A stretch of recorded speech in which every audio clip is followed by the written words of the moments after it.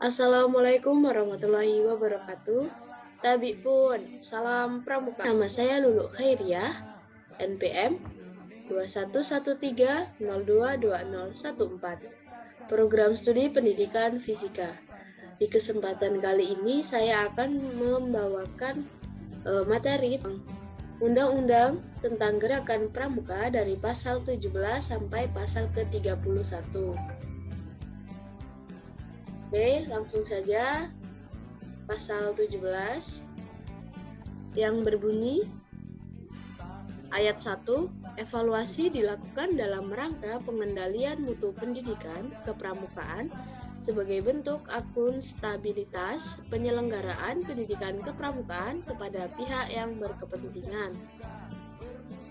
Ayat 2, evaluasi dilakukan terhadap peserta didik, tenaga pendidik, dan kurikulum pada setiap jenjang dan satuan pendidikan kepramukaan. Ayat 3, evaluasi terhadap peserta didik dilakukan oleh pembina. Jadi, peserta didik akan dievaluasi oleh pembina untuk perkembangan dari peserta didik tersebut. Ayat 4, evaluasi terhadap tenaga pendidik dilakukan oleh Pusat Pendidikan dan Pelatihan Nasional yang dibentuk oleh Kuartir Nasional.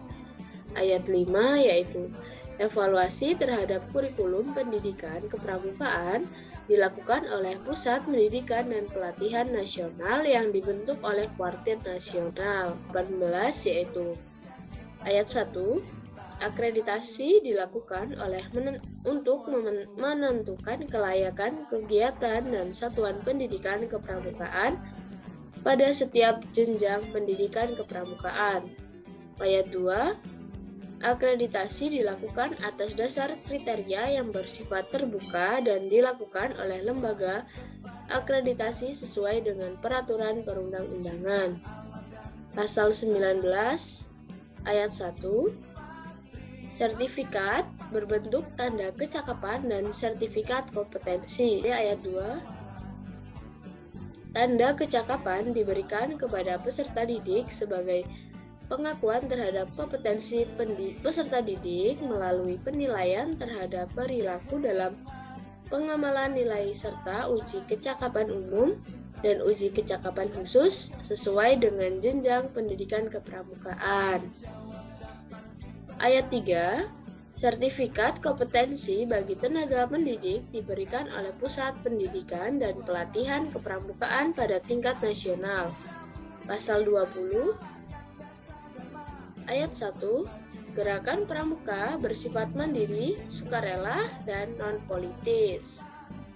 Ayat 2, satuan organisasi gerakan pramuka terdiri atas yang pertama gugus depan dan kuartir. Pasal ke-21, gugus depan sebagaimana dimaksud dalam pasal 20 ayat 2 huruf A meliputi gugus depan berbasis satuan pendidikan dan gugus depan berbasis komunitas.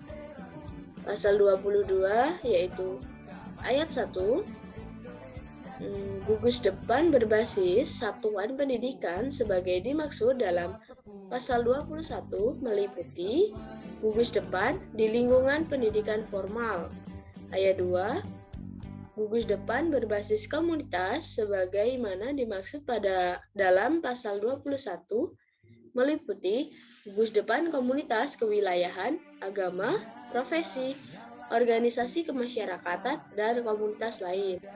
Pasal 23, kuartir sebagaimana dimaksud dalam pasal 20 ayat 2 huruf B terdiri atas kuartir ranting yang berada di kecamatan, kuartir cabang yang biasanya berada di kabupaten, dan kuartir daerah yaitu di provinsi, serta kuartir nasional yang berada di nasional.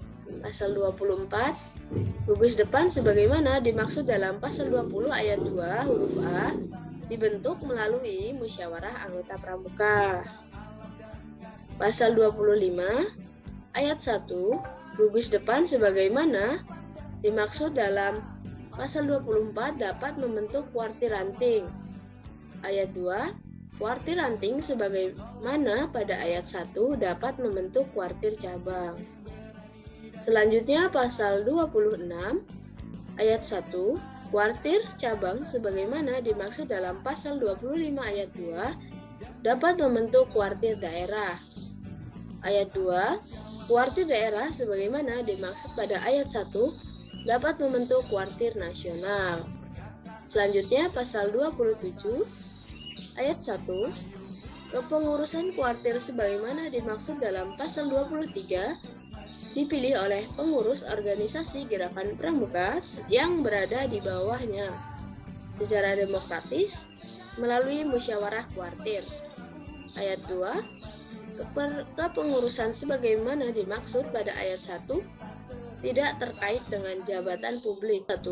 Kuartir ranting sebagaimana dimaksud dalam pasal 23 huruf A merupakan satuan organisasi gerakan pramuka di kecamatan. Ayat 2, kuartir ranting mempunyai tugas memimpin dan mengendalikan gerakan pramuka dan kegiatan kepramukaan di kecamatan. Ayat 3, kuartir ranting sebagaimana dimaksud pada ayat 1 dibentuk oleh paling sedikit 5 gugus depan melalui musyawarah ranting. 4. Kepengurusan kuartir ranting dibentuk oleh musyawarah ranting. Ayat 5, kepemimpinan kuartir ranting bersifat kolektif.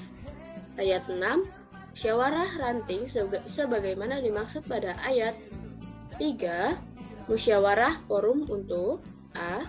Pertanggungjawaban organisasi, B. Pemilihan dan penetapan kepengurusan organisasi kuartir ranting, dan C. Penetapan rencana kerja organisasi. Selanjutnya pasal 29 ayat 1, kuartir cabang sebagaimana dimaksud dalam pasal 23 huruf B merupakan organisasi gerakan pramuka di kabupaten atau kota. Yang kedua, ayat 2, kuartir cabang mempunyai tugas memimpin dan mengendalikan gerakan pramuka dan kegiatan kepramukaan di kabupaten atau kota. Ayat 3, kuartir cabang sebagaimana dimaksud pada ayat 1 dibentuk melalui musyawarah cabang. Ayat 4, kepengurusan kuartir cabang dibentuk melalui musyawarah cabang. Ayat 5, kepemimpinan kuartir cabang bersifat kolektif. Dan ayat 6, musyawarah cabang sebagaimana dimaksud pada ayat 3 merupakan forum untuk A. Pertanggungjawaban organisasi, B. Pemilihan dan penetapan kepengurusan organisasi kuartir cabang, dan C. Penetapan rencana kerja organisasi. Ayat 1, kuartir daerah sebagaimana dimaksud dalam pasal 23 huruf C merupakan organisasi gerakan pramuka di provinsi. 2. Kuartir daerah mempunyai tugas memimpin dan mengendalikan gerakan pramuka dan kegiatan kepramukaan di provinsi. Ayat 3, kuartir daerah sebagaimana dimaksud pada ayat 1 dibentuk musyawarah daerah. Ayat 4, kepengurusan kuartir daerah dibentuk melalui musyawarah daerah. Ayat 5, kepemimpinan kuartir daerah bersifat kolektif. Ayat 6, musyawarah daerah sebagaimana dimaksud pada ayat 3 merupakan forum untuk A. Pertanggungjawaban organisasi, B. Pemilihan dan penetapan kepengurusan organisasi kuartir daerah, dan C. Penetapan rencana kerja organisasi. Selanjutnya pasal 31 ayat 1, kuartir nasional sebagai dimaksud dalam pasal 23 huruf D merupakan organisasi gerakan pramuka di lingkup nasional. Ayat 2, kuartir nasional mempunyai tugas memimpin dan mengendalikan gerakan pramuka serta kegiatan kepramukaan di lingkungan nasional. Ayat 3, kuartir nasional sebagai dimaksud pada ayat 1 dibentuk melalui musyawarah nasional. Ayat 4, kepengurusan kuartir nasional dibentuk melalui musyawarah nasional. Ayat 5, Kepemimpinan kuartir nasional bersifat kolektif. Musyawarah nasional sebagai dimaksud dalam ayat 3 merupakan forum musyawarah tertinggi untuk A. Pertanggungjawaban organisasi, B. Pemilihan dan penetapan kepengurusan organisasi kuartir nasional, C. Perubahan dan penetapan anggaran dasar dan anggaran rumah tangga, dan D. Penetapan rencana kerja strategis organisasi. Oke, cukup sekian materi yang bisa saya sampaikan. Kurang lebihnya dalam pembuatan video ini saya mohon maaf. Saya akhiri. Wassalamualaikum warahmatullahi wabarakatuh.